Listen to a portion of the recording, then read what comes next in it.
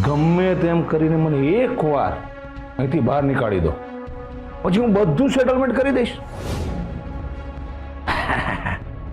ગમે તેમ તો હું તમારો ફાધર ઇન લો છું. હા,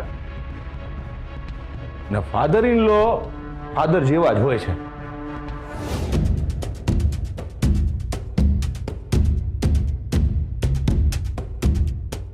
મોટા ભાઈએ જે કર્યું ને હું કરી જ શક્યો, પણ આપણે પોલીસ સ્ટેશનમાં છીએ અને હજી પણ હું કાયદાનું માન રાખું જ છું. અને મેં મારા સંસ્કારના કારણે તમને ફાધર ઇન લોના બદલે ફાધર માન્યા હતા, પણ તમે તો બેમાંથી એકેયને લાયક નથી. અને મારા સંસ્કારોના કારણે જ હજી સુધી હું ચૂપ છું. એટલે મહેરબાની કરીને મારી પરીક્ષા નહીં લેતા, નહીંતર તમારા માટે સારું નહીં હોય. હર્ષ, હું શું કહું છું કે દિવ્યા કુમાર, લગ્ન વખતે તમને પણ બધી જ ખબર હતી ને? હા, છતાં પણ મારી ફેમિલીએ જે નોટિસ મોકલી તે લઈને તમે આવ્યા હતા મારી પાસે મદદ માંગવા માટે. અને એ વખતે તમને ખબર હતી કે કેસર 18 વર્ષની નથી થઈ, છતાં પણ આવ્યા ને મદદ માંગવા. એક સાચા વ્યક્તિ પાસે મદદ માંગીએ ખોટા વ્યક્તિ માટે. ખોટું કહું છું? ખોટું કહું છું? તમારી પાસે બોલવા માટે કાંઈ જ નથી, એટલે આજ પછી હું તમારા માટે હર્ષ નથી અને તમે મારા માટે દિવ્ય નથી. આપણા સંબંધ પર આપણે અહીંયા ફૂલ સ્ટોપ. આ શું કરો છો તમે? બા, તમારી દવા લો. અમારે નથી લેવી. બા, મેં બેબી માસીને પૂછી લીધું છે કે તમારે કઈ ગોળી કયા સમય લેવાની છે. કહ્યું ને અમારે નથી લેવી. પણ બા, પ્લીઝ. અમર બાપ, તમને કોઈ મળવા આવ્યું છે? તમને કહ્યું હતું ને અમારે કોઈને મળવાની ઈચ્છા નથી. પણ અમર બાપ, પ્લીઝ. કાકા કોણ આવ્યું છે? અરુણાબેન રાજ્યગુરુ.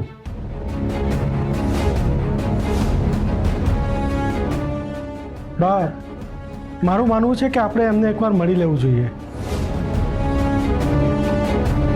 જય સોમનાથ. જય સોમનાથ. અમારી વિરુદ્ધ ફરિયાદ કરનારા અરુણાબેન તમે જ ને? હા, અમારી ફરિયાદ કરીને અમારી પાસે જ આવ્યા છો. સ્ટ્રેન્જ. સ્ટ્રેન્જ તો મને પણ લાગ્યું જ્યારે મેં સાંભળ્યું કે ગામના પ્રતિષ્ઠિત વ્યક્તિ અમરબા ઊંચા ખાનદાની પરિવારે પોતાના દીકરાના લગ્ન એક નાબાલિગ છોકરી સાથે કર્યા, જેમની પ્રતિષ્ઠાને લોકો માન આપે છે, જેમની પૂજા કરે છે, એ લોકોએ જ આવું હીન કાર્ય કર્યું. સ્ટ્રેન્જ. ઓ નહીં, અરુણાબેન રાજ્યગુરુ નામ છે મારું. તમને શું લાગ્યું તમે ઊંચા ખાનદાની છો એટલે તમને કોઈ પ્રશ્ન પૂછવાની હિંમત નહીં કરે એમ? પૂછો, ચોક્કસ પૂછો.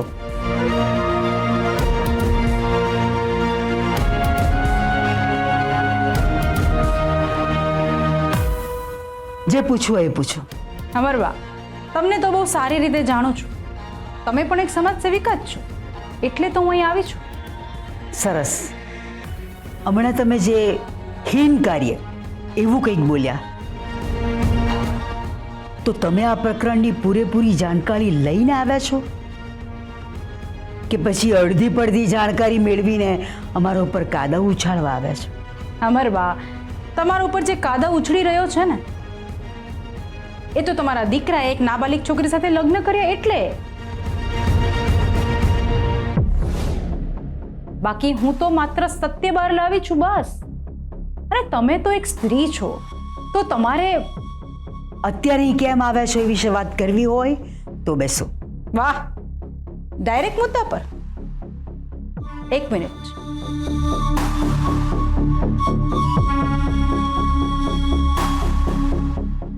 હેલો નારણભાઈ, આવી ગયા તમે લોકો? ઓકે, હમણાં બેનર્સ નીચે જ રાખજો અને મોરચાને કહેજો કે સૂત્રો ના પુકારે. હા, હું જરા એક મીટિંગમાં છું એટલે હમણાં તમને જણાવું છું. ઓકે?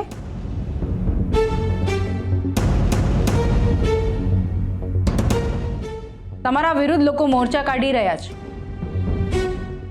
તમને સોશિયલ મીડિયામાં બાયકોટ કરવાનું મુહિમ શરૂ થઈ ગયું છે. તો કોઈએ તો એને રોકવું જ પડશે ને. શુભ કાર્ય કરવામાં રાહ કોની જુઓ છો? રોકો આ બધું. એટલે એમ કે અમને ખબર છે કે આ બધું તમે જ કરાવી રહ્યા છો, એટલા માટે આ બધું રોકો. સરસ, તો રોકીએ. બોલો, કેટલા આપો છો? શું? કેમ ચૂકી ગયા તમે? બિઝનેસ વિશેની તો તમને સારી રીતે જાણ હશે જ. ભલે તમે એક નાનકડી રેસ્ટોરન્ટ ચલાવો છો, પણ બિઝનેસના રૂલ તો સેમ જ હોય ને. કિંમત તો ચૂકવવી જ પડે, પછી એ જમવાની થાળીની હોય કે પરિવારની આબરૂની. Choice is yours and prize is mine. બોલો, કેટલા આપો છો?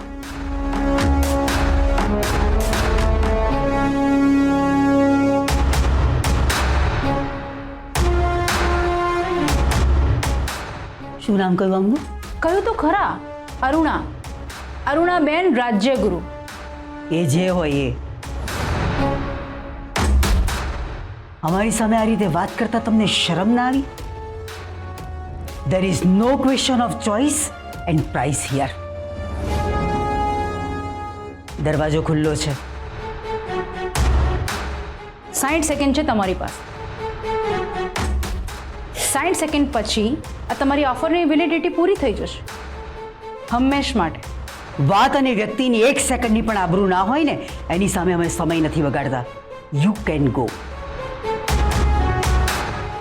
ઠીક છે, મારી ફરજ હતી તમારી પાસે વાત મૂકવાની, પણ તમને માન્ય નથી. નો પ્રોબ્લેમ, તમારો સમય અહીં પૂરો થાય છે. જય સોમનાથ.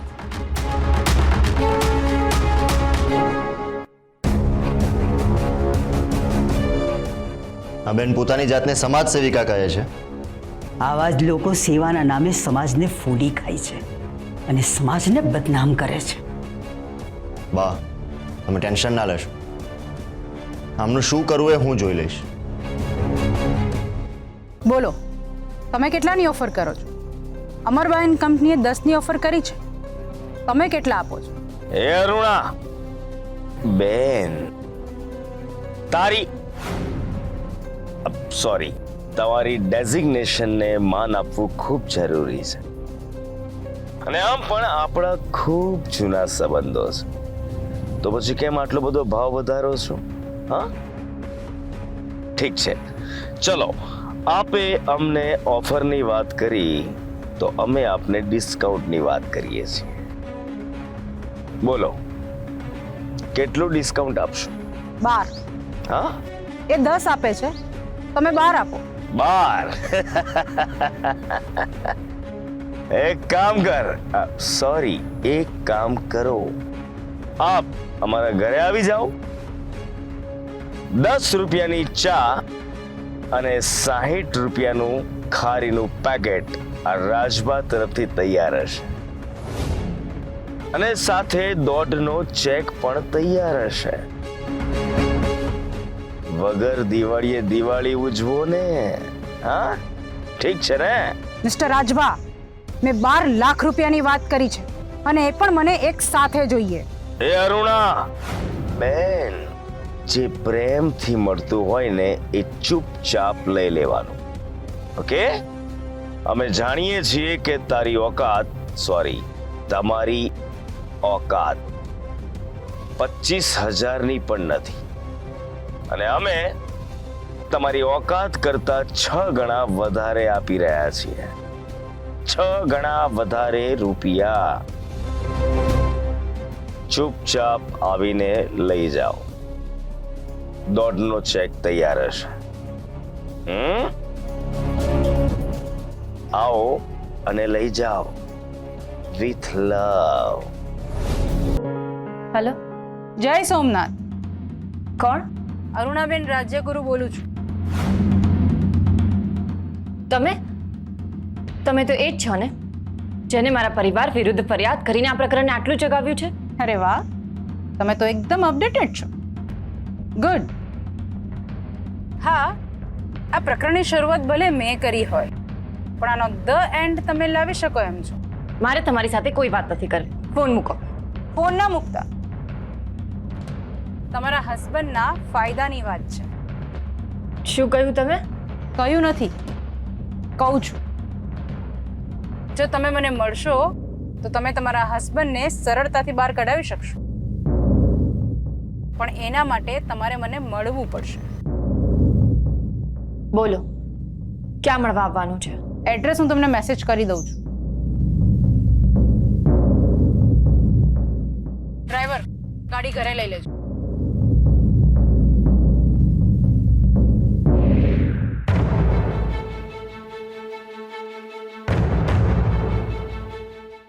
સર, તમારા મોટા ભાઈને તમારી સાથે વાત કરવી છે.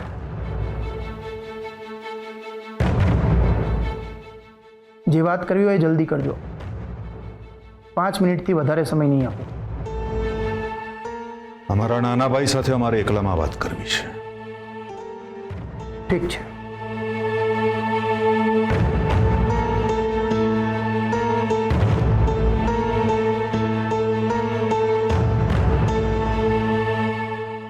હર્ષવર્ધન, તમારા કારણે અમે ઘણું સહન કર્યું છે, ઘણું ભોગવ્યું છે અને ભોગવી પણ રહ્યા છીએ.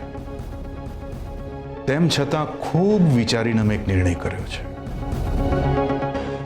અમે એક સ્ટેટમેન્ટ આપીશું અને કહીશું કે આ જે કંઈ થયું છે અમારા કારણે થયું છે. અમે જ તમારા ઉપર દબાણ કર્યું હતું અને એટલે તમે આ લગ્ન કરવા માટે તૈયાર થયા હતા. હા, ને આમ પણ વિક્રમસિંહ સાથે જે એગ્રીમેન્ટ કર્યો હતો એની પર માત્ર અમારી અને બાની જ સહી છે, તમારી સહી નથી. એટલે અમારી વિરુદ્ધ કેસ થઈ જ શકે અને તમે નિર્દોષ છૂટી જ શકો, પણ બદલામાં તમારે અમારું એક કામ કરવાનું. તમે અહીંથી છૂટીને ઘરે જશો એટલે તમને ખબર જ છે કે અમારા ડ્રોરમાં એક ગન પડી છે. પેલા વિક્રમસિંહની દીકરીમાં ધરવી દેવાની. દાડ દાડ દાડ દાડ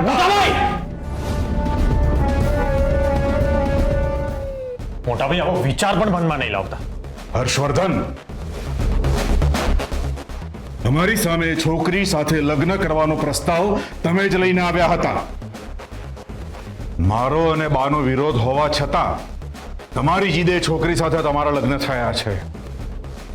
મારા કર્મો તમે જ ભૂલી ગયા હર્ષવર્ધન. હું મારા કર્મો નથી ભૂલ્યો મોટા ભાઈ. મેં એની સાથે લગ્ન કર્યા છે. અમારી વચ્ચે પ્રેમ છે, ગુસ્સો છે, દુઃખ છે, જે પણ છે ને એ મારું પોતાનું છે. અને મારા જેની સાથે લગ્ન થયા ને એનું છે, એટલે કે કેસરનું. એટલે કોઈ ત્રીજી વ્યક્તિએ વચ્ચે ના આવવું જોઈએ. Harshvardhan, doctor Kedar, yes sir. અમને જે વાત કરવી હતી ને થઈ ગઈ છે. ચલો. અમે કઈ નાના બાળક નથી કે દર વખતે મારો હાથ પકડીને લઈ જવામાં આવે.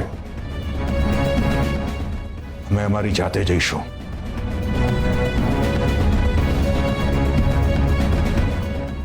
કર્મો, હર્ષવર્ધન, કર્મો કોઈનો પીછો નથી છોડતું. દરેકે પોતાના કર્મોનો હિસાબ ચૂકવવો જ પડે છે. દરેકે. નર્મદે હર. બાને ના પાડી હતી તેમ છતાં પણ કેસરને બહાર મોકલી. આટલું બધું થયા પછી પણ ખબર નહીં કેસરે બા ઉપર શું જાદુ કર્યો છે. બા હંમેશા એમની જ ફેવર લે છે અને ઉપરથી અમને એમ કહે છે કે અમને આ ઘરમાં કકડાટ નથી જોઈતો, એટલા માટે એમને જ્યાં જવું હોય ત્યાં જવા દો.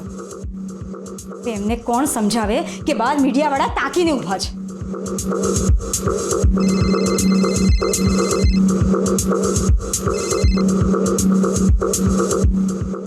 હેલો, વેદિકા દિગ્વિજયસિંહ. હા, કોણ?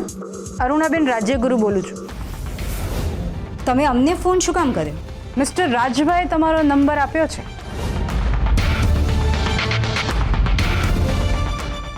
હા, બોલો. હું પણ તમારી વેલ વિશર છું. શુભચિંતક. અમને ઇંગ્લિશ આવડે છે, તમે એમ બોલો કે અમને શું કામ ફોન કર્યો છે? તમારા દેરાણી ઘરેથી નીકળી ગયા? દેરાણી, એની સાથે તમારા શું સંબંધ છે? અને તમે એને શું કામ બોલાવી છે? તમારો શું પ્લાન છે?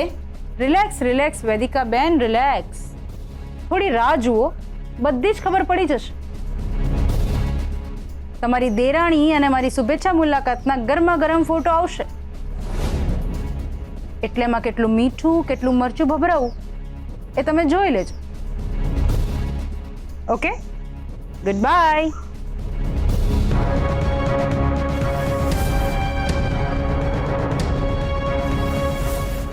શુભેચ્છા મુલાકાતના ફોટા મોકલાવશે.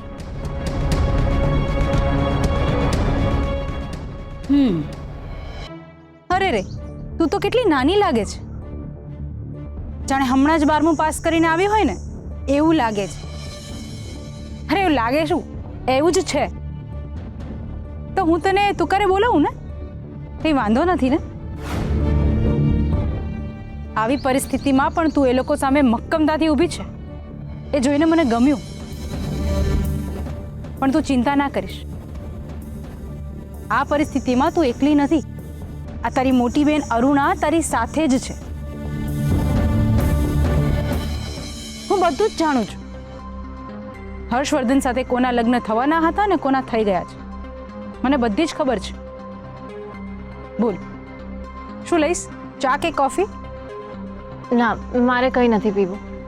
તમારે શું વાત કરવી છે જલ્દી કરો, મારે મોડું થાય છે. બરાબર છે, તું એ ઘરની વહુ છે, એટલે જો તું મોડા પહોંચે તો તારા સાસરિયાવાળા તને વઢશે. આઈ નો, પણ એ લોકો બહુ અહંકારી છે. મેં એ લોકોને એક સાદી સરળ ઓફર આપી હતી, પણ એ લોકોએ નકારી દીધી. બટ ડોન્ટ વરી, હવે બધો જ નિર્ણય તારા હાથમાં છે. તું પોતાની જાતને અવળાનારી ના સમજીશ. તું ધારે ને તો એ લોકો પાસેથી અડધી પ્રોપર્ટી તારા નામે કરાવી શકે એમ છે.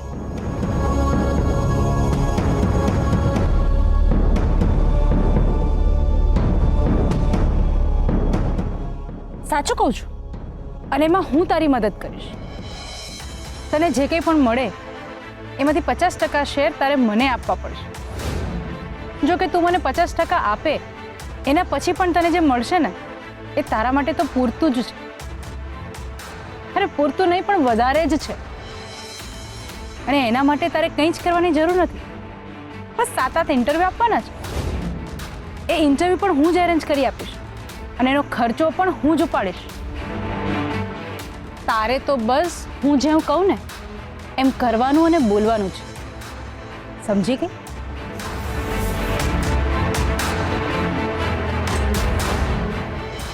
અરુણાબેન, અત્યારે મારી જે પરિસ્થિતિ છે ને એમાં મને જીવવા કરતા મરવાનું વધારે મન થાય છે.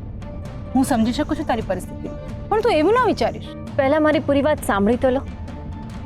મારા મરવાથી મને કે મારી ફેમિલીને કોઈ જ ફાયદો નહીં થાય. ફાયદો થશે તો તમારા જેવા ચીટર અને ધુતારુ લોકોને. એટલે અમારા જેવા લોકોએ કોઈ પણ પરિસ્થિતિમાં જીવવું તો જોઈએ જ. એમાં એવું છે ને કે રાવણની બીકથી જીવવાનું છોડી દઈએ ને તો આ દુનિયા રાવણોથી ઉભરાઈ આવે. હું રામ ના બની શકું તો કાંઈ વાંધો નહીં, પણ તમારા જેવા રાવણને તો નહીં જ જીતવા દો. અને હા, આ તમે જે કાંઈ પણ કહ્યું છે એવું એક પ્રેસ કોન્ફરન્સ બોલાવીને કહી દઉં તો